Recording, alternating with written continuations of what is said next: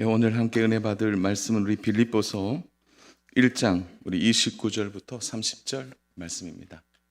우리 말씀이 짧기 때문에 우리 두 절입니다. 우리 같이 1장 29절 30절을 우리 함께 합독하도록 하겠습니다. 같이 합독합니다. 그리스도를 위하여 너희에게 은혜를 주신 것은 다만 그를 믿을 뿐 아니라 또한 그를 위하여 고난도 받게 하려 하심이라.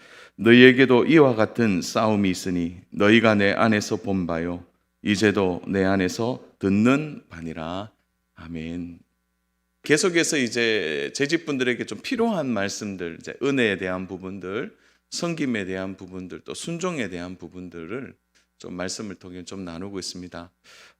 말씀이 우리에게 주시는 가장 큰 은혜는 스며듯이 들어와서 결정적인 순간에 말씀에 순종하도록 만드는 것입니다. 저는 그것이 하나님의 말씀의 위력이라고 생각합니다.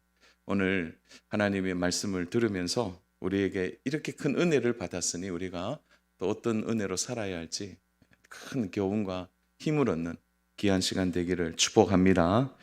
여러분, 대구의 이제 선교사님들 가운데 가장 큰 영향력을 끼친 선교사님이라면 아담스 선교사님입니다. 어떤 의미에서 보면 대구의 최초의 선교사님이다 이렇게 말할 수 있는데요. 아담스 선교사님과 우리 넬리 딕 선교사님 부부죠. 특히 부인인 이 넬리 딕 선교사님은 31살의 젊은 나이에 대구에 부임합니다. 그리고 12년 동안 대구 선교와 여성 교육에 앞장서서 남편 아담스 선교사님과 함께 사역을 했습니다. 여러분 그 제중원 잘 아시죠? 다시 말해 대구 약방, 지금의 동산병원의 전신이죠. 그뿐 아니라 이 선교사님 부부의 아들이 계명대학교를 설립한 사람입니다. 그리고 이 넬리딕 이 여자 선교사님이 대구 여성의 선교, 특별히 교육에 많은 예를 썼습니다. 우리 잘 아는 SM 신명여고, 신명여중이 이렇게 설립이 됐어요. 정말 이 두 분이 대구에 많은 영향력을 끼쳤는데 특히 여러분 그 대구가 사과로 유명한데 그 존슨 선교사님이 이제 사과를 들여와서 그 사과가 우리에 있는 이제 원래 있는 재래종 사과하고 그리고 아담스 선교사님이 가지고 온 외려종이 잘 접이되어서 오늘날의 능금이 나오게 됩니다. 그러니까 이 두 분이 끼친 영향력이 어마어마하게 이 대구 땅 안에 있는 거죠. 넬리 딕 선교사님이 이제 처음 부임해서 산 곳이 약전 골목 뒤편입니다. 민가들이 옹기종기 붙어 있고 그 선교사님의 기록에 의하면 밤마다 동네 개들이 짖는 소리, 그 짖는 소리와 함께 무당 굿하는 소리, 그리고 밤마다 아낙네들이 빨래 두드리는 소리. 그래서 선교사님의 일기에 보면 잠을 잘 수가 없었다 그래요. 밤에. 그런 것이고 특히 대구의 여성들이 적극적이었다고 합니다. 그게 무엇에 적극적이었냐면은 서양 선교사님이 왔고 특히 외국 여성을 처음 봤으니까 머리도 이상하고 눈도 크고 그러니까 입은 옷도 이상하니까 대구 여성이 적극적으로 관심을 가졌다고 합니다.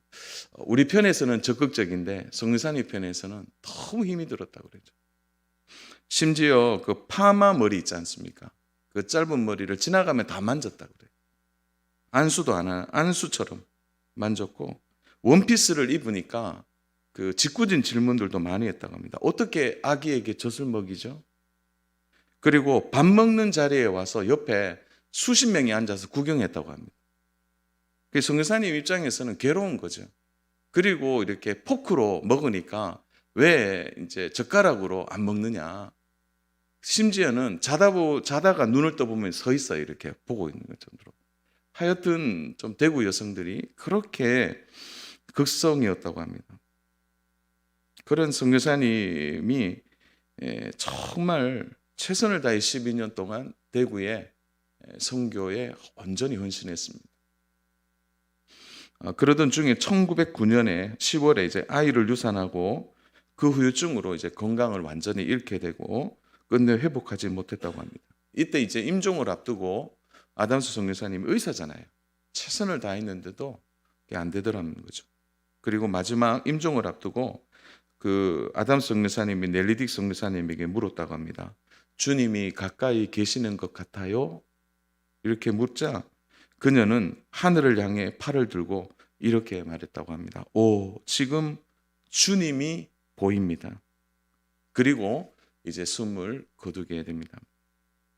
넬리딕 선교사님이 남겨놓은 여성 교육과 또 부녀들에게 성경을 가르치는 일은 대구 지역의 부흥에 가장 큰 불씨가 되었습니다.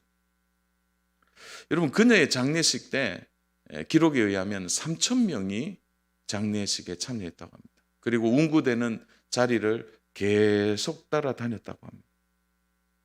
여러분, 3,000명의 숫자가 여러분 어떻게 생각되세요? 요즘도 3,000명이면 적은 숫자가 아닌데요. 그때 대구 읍성에 살고 있는 대구시 전체가 4만 명입니다.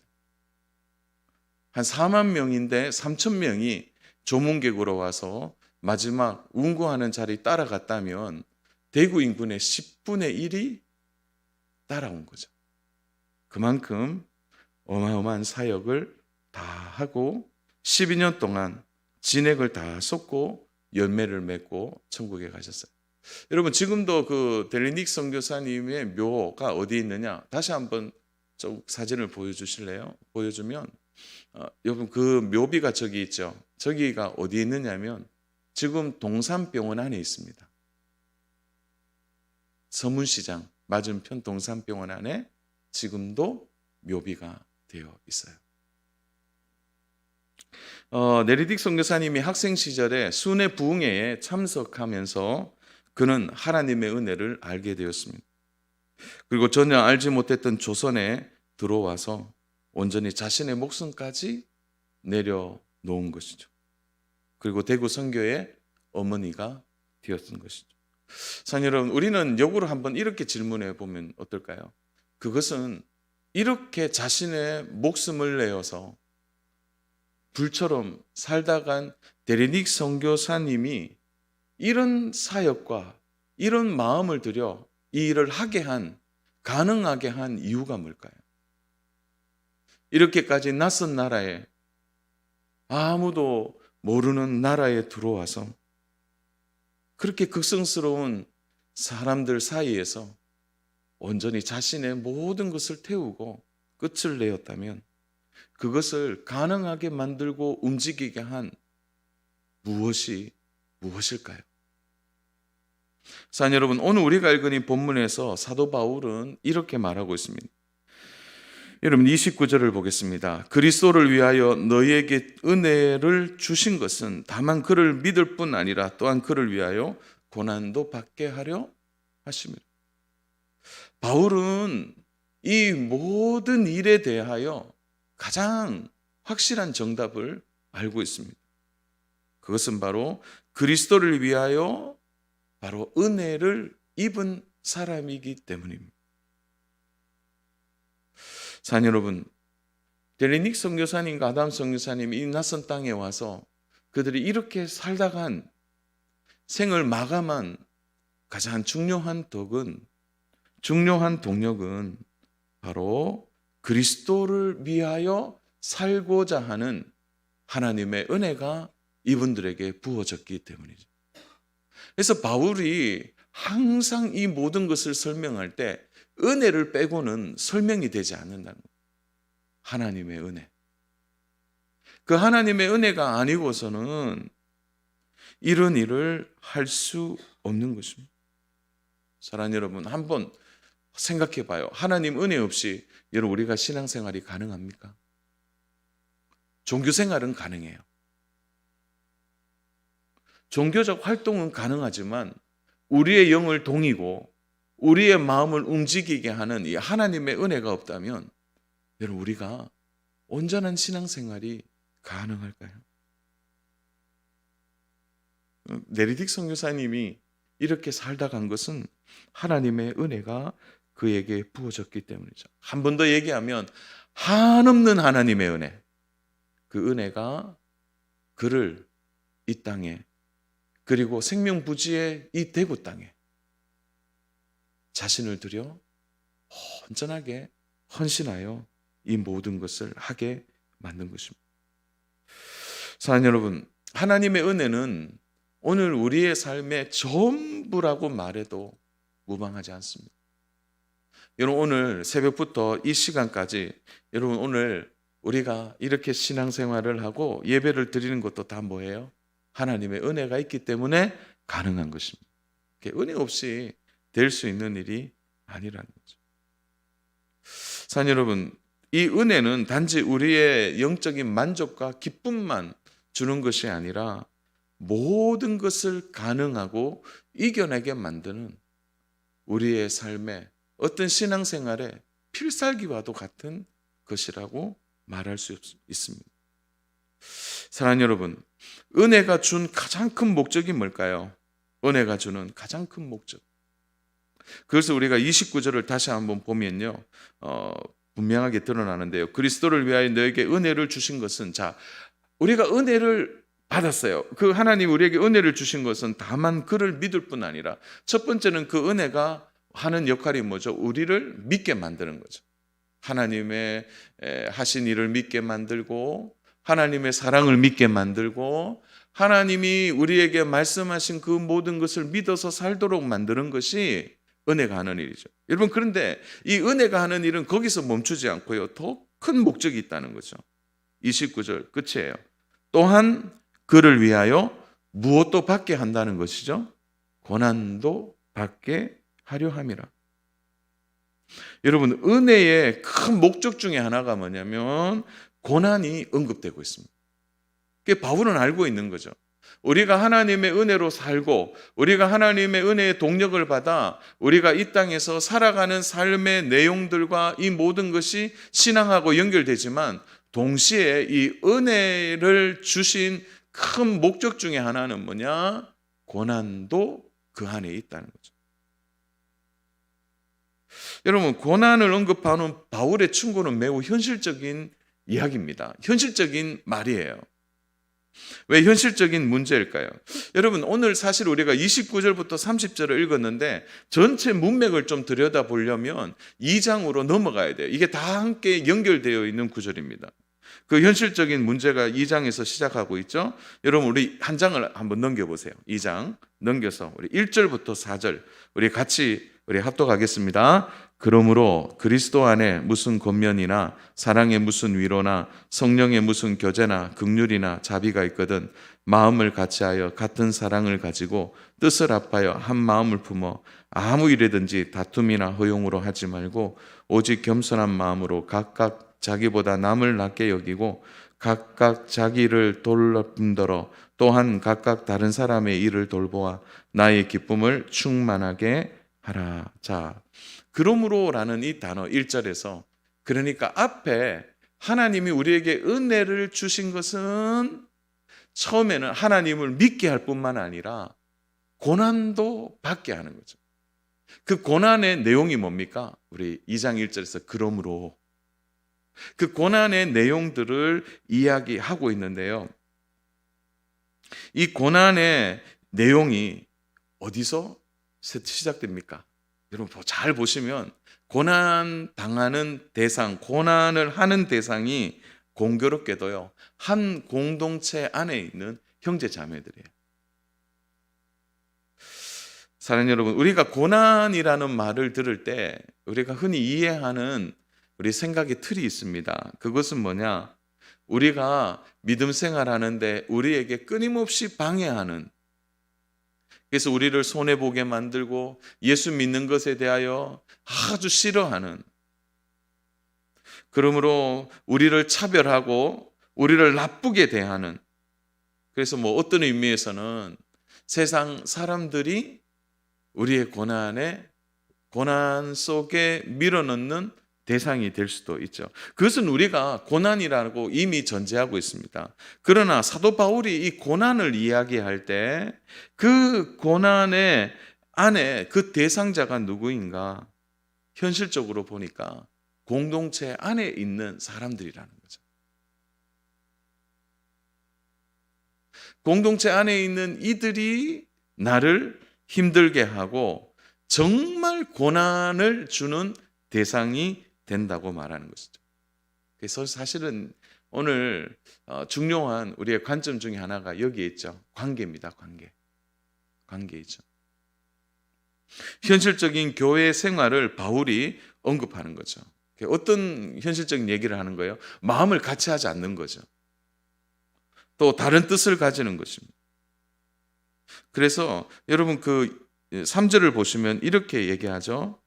오히려 교회 공동체 안에 뭐가 있습니까? 다툼이나 허영이 자리를 잡고 있는 거죠.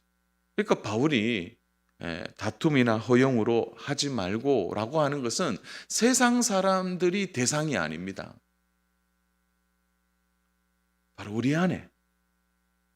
그래서 하나님이 우리에게 주신 이 은혜는 하나님을 믿을 뿐만 아니라 그 은혜가 고난으로 이어질 때, 특별히 고난 속에 우리가 있을 때 그 고난을 이겨내게 만드는 것이 은혜잖아요. 그런데 그 은혜를 주시는 하나님, 그런데 그 고난의 대상을 보니까 사도 바울이 아주 냉정하게 말하고 있는 거죠. 어떻게 말합니까?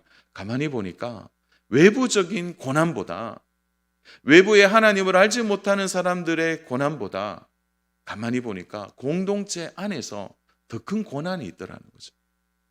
그게 뭐냐? 성도들 사이에 다툼이나 허영이 자리를 잡고 있다는 것이죠. 그래서 바울이 말하고 싶은 것은 하나님 우리에게 과분한 이 은혜를 주신 이유는 바로 이런 다툼과 허영이 있는 공동체 안에서 서로를 미워하고 뜻을 같이 하지 아니하고 두 마음을 품어 날카롭게 대립하고 있는 그 공동체 안에 함께 있는 형제 자매들에게 하나님의 이 과분한 은혜의 사랑을 가지고 그들을 덮어내는, 그들을 품어내는. 그래서 하나님이 우리에게 주신 은혜가 크다라고 바울이 말하고 있는 것입니다. 자, 여러분, 그래서요, 우리가 은혜 많이 받았다 이렇게 말할 때 은혜를 받는 것은 동시에 그 은혜와 함께 고난이 짝꿍이잖아요. 그러면서 그 은혜를 우리에게 이렇게 풍성하게 주시는 것은 다 품으라고 주시는 거예요. 공동체 안에 끊임없이 다투려고 하고 허용으로 대하고 나누려고 하고 함께하지 아니하는 그들을 향하여 더 큰 하나님의 은혜로 그들을 생각해서 덮어내는 일이 바로 은혜를 먼저 받고 은혜의 깊음 속에 있는 성도들이 해야 될 일이라는 것을 바울이 말하고 있는 것입니다. 사랑하는 여러분, 바울이 얼마나 속속들이 빌립보 교회를 너무 잘 알고 있는 거죠. 빌립보 교회 안에 이런 일이 있다는 것을 바울이 정말 알고 있었던 거죠. 여러분, 오늘 우리 본문 30절을 같이 한번 보겠습니다. 30절 시작. 너희에게도 그와 같은 싸움이 있으니 너희가 내 안에서 본 바요 이제도 내 안에서 들은 바니라. 그와 같은 싸움이 있다고 바울이 말하는 거죠. 그 공동체 안에 그것이 있다는 것입니다. 사랑하는 여러분, 우리는 고난을 이야기할 때 교회 안에서의 고난은 별로 우리가 생각지 않아요.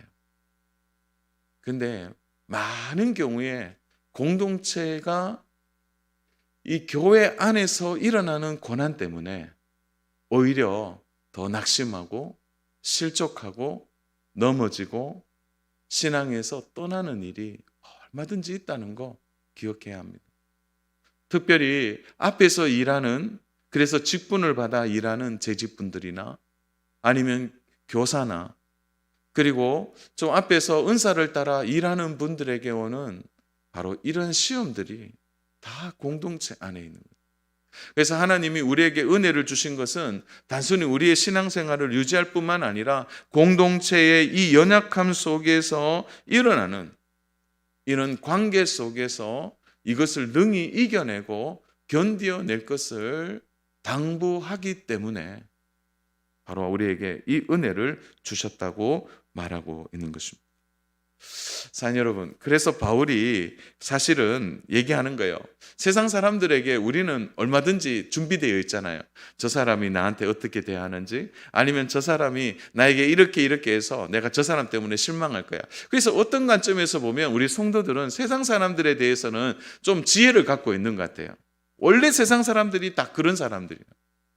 때로는 우리보다 불쌍한 사람들이고 하나님의 자녀 안에 들어오지 아니함을 통하여 그들의 드러나는 속성들과 그들이 죄 가운데 행하는 일들을 바라보면서 안타까운 마음으로 어쩌면 더 많은 허영과 더 많은 기다림과 오히려 그들을 향한 인내가 세상 사람들한테는 잘 준비되어 있어요.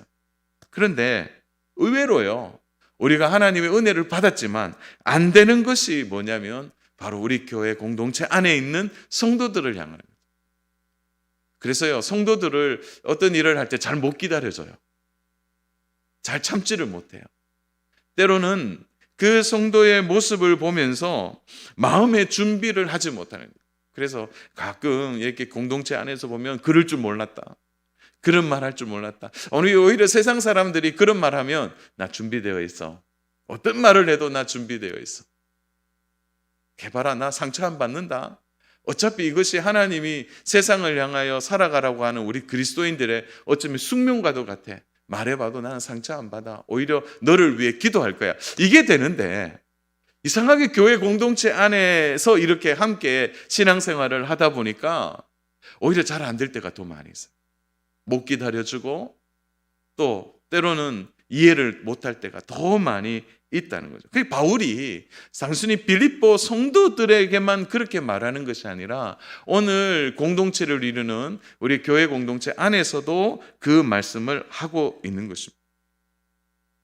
그래서 바울이 얘기하는 거예요. 하나님이 우리에게 주신 은혜를 찾으라는 것이죠. 이 은혜가 있어야 이것을 품고 덮어내고 사랑하고 기다려주고 받아주게 된다고 말하는 것입니다. 사랑 여러분, 우리가 좀 전에 넬리딕 선교사님의 이야기를 했지만 여러분, 우리가 한시라도 그런 환경 속에 살 수 있을까요? 수많은 공격들과 그 수많은 일들 속에서 그들이 이렇게 대구 땅에 남아서 자기의 목숨을 내어놓을 때까지 그 12년의 세월이 여러분 단순한 세월이겠습니까? 근데 그걸 다 품어내고 받아내고 안아낼 수 있는 것은 하나님의 은혜가 무엇인지를 너무나 분명히 알고 있었기 때문에. 자, 여러분, 그러므로 우리가 주의 일꾼으로서 또 교회 일을 하는 재직으로서 우리가 살아가는 삶에서 꼭 기억해야 될 것이 있습니다. 그것은 하나님의 은혜를 날마다 충만히 받는 거예요. 그리고 그 은혜가 함께 고난도 있다는 것을 기억해야 되는 거예요. 그래서 이런 거예요, 여러분. 손으로 보면 거죠. 고난도 큰데 이 고난을 덮을 수 있는 은혜는 더 커요. 그래서 고난은 크지만 고난의 크기에 우리가 집중하는 것이 아니라 이 고난이 커질 때 하나님의 은혜가 더 크다는 사실에 우리가 집중해야 돼요. 왜냐하면 그 하나님의 은혜가 이 고난을 덮어내거든요.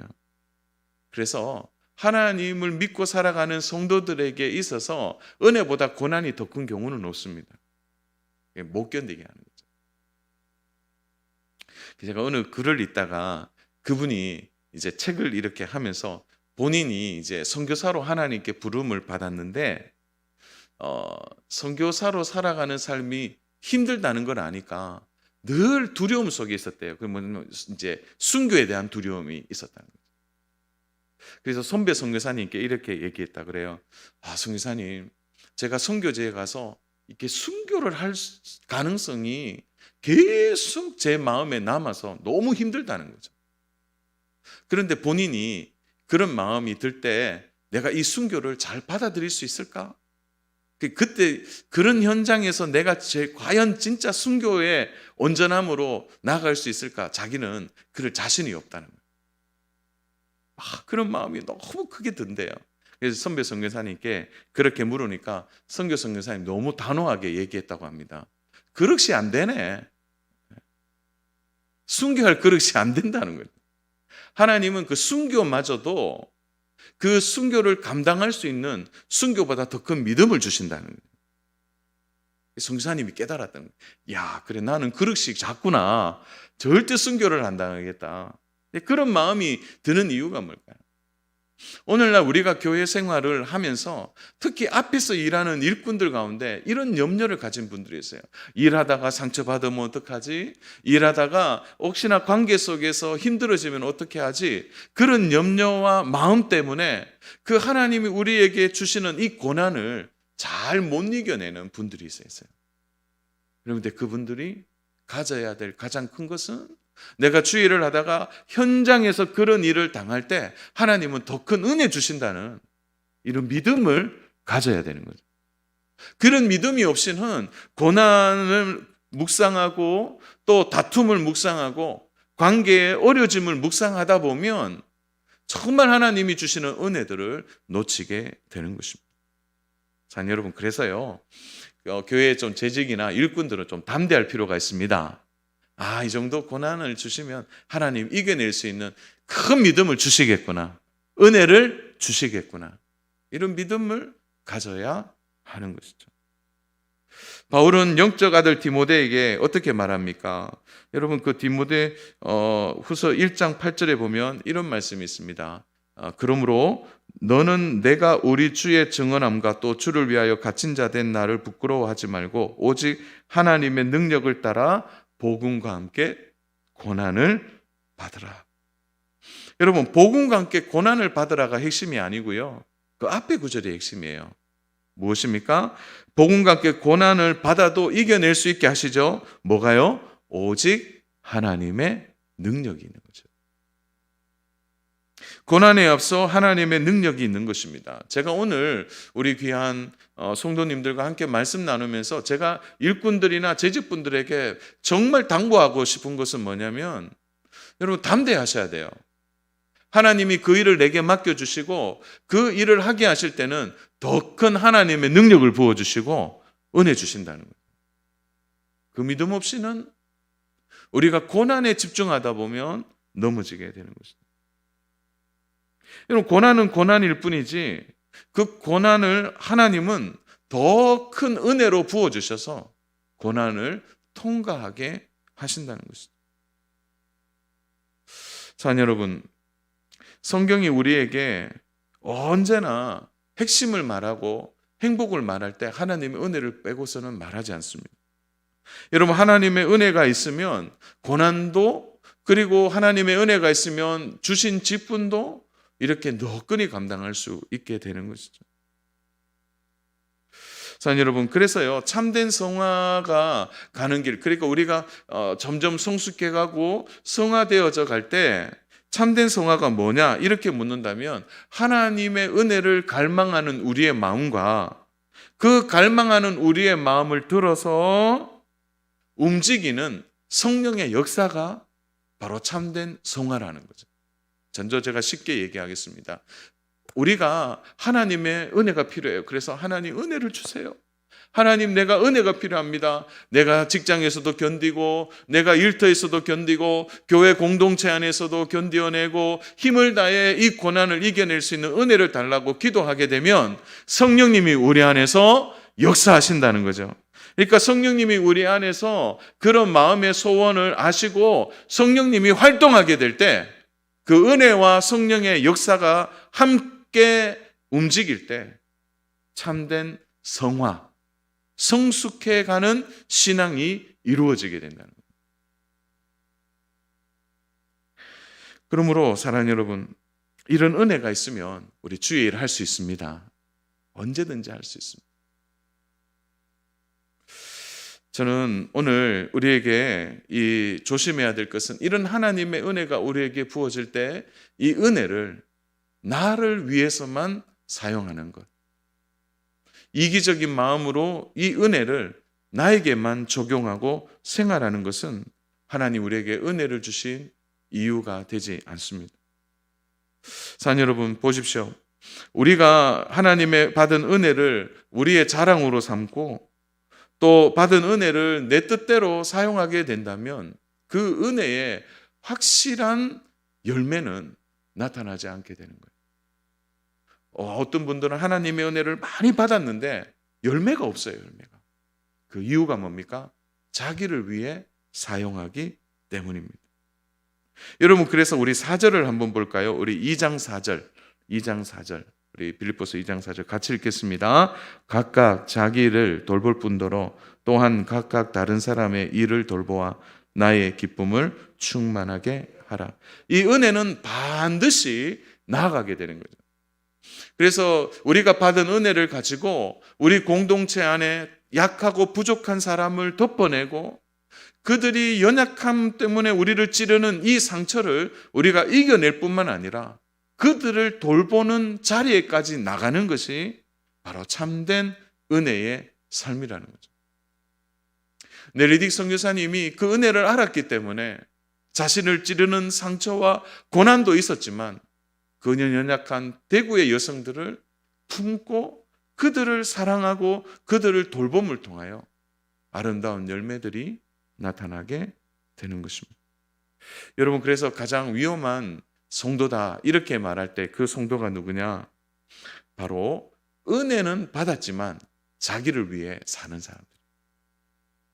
이런 사람들은 위험한 것이죠. 무엇보다 우리가 받은 은혜로 우리를 하나님의 말씀 앞에 우리 자신을 살펴서 끊임없이 허용이 있는지, 끊임없이 다툼이 있는지, 끊임없이 내 자신의 허물이 무엇인지를 돌아볼 뿐더러 그 은혜를 가지고 연약한 자들, 특별히 공동체 안에서 나를 힘들게 하고 어렵게 하는 그들에게 상처를 받는 것이 아니라 그 상처마저도 하나님의 은혜로 덮어내고 그들을 진정한 마음으로 돌볼 수 있는 은혜 자리에까지 가야 우리가 바로 참된 은혜의 일꾼으로 주의 사역을 감당할 수 있게 되는 것입니다. 사랑하는 여러분, 코로나가 모든 것을 덮고 참 힘든 우리 신앙생활을 하고 있습니다. 오늘도 대구 지역의 감염자 수가 57명이고 여러분, 그 중에 보니까 참 기가 막히게도 그 유흥업소의 종사자들이 48명이에요. 그 중에요, 구미와 울산에서 바로 종사자 그 분들이 올라와서 바로 유흥시설의 감염이 시작되어서 계속 늘어나는 거예요. 그리고 그 중에 또 4명은 48명 은 그렇고 또 그 4명은 또 이슬람 사원과 관련된 확진자라고 말하죠.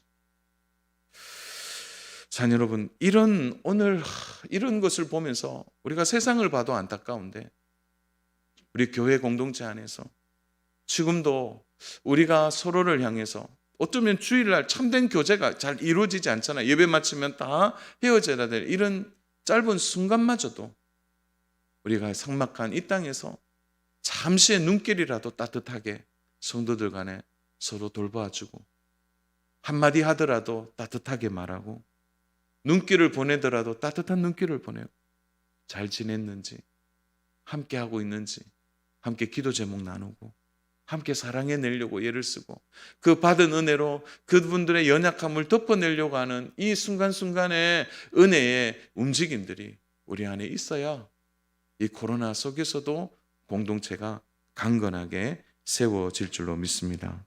사랑하는 여러분, 하나님이 주신 이 큰 은혜를 가지고 참된 마음으로 순종하고 공동체 안에서 형제 자매들을 더 사랑하고 귀히 여기고 함께하는 우리 믿음의 성도님들 다 되시기를 주님의 이름으로 축복합니다. 외부적인 고난도 내부적인 고난도 다 이겨낼 수 있도록 하나님이 우리에게 큰 은혜 주신 줄로 믿습니다. 이 믿음 가지고 우리 더 한 주간 또 승리하면 좋겠습니다.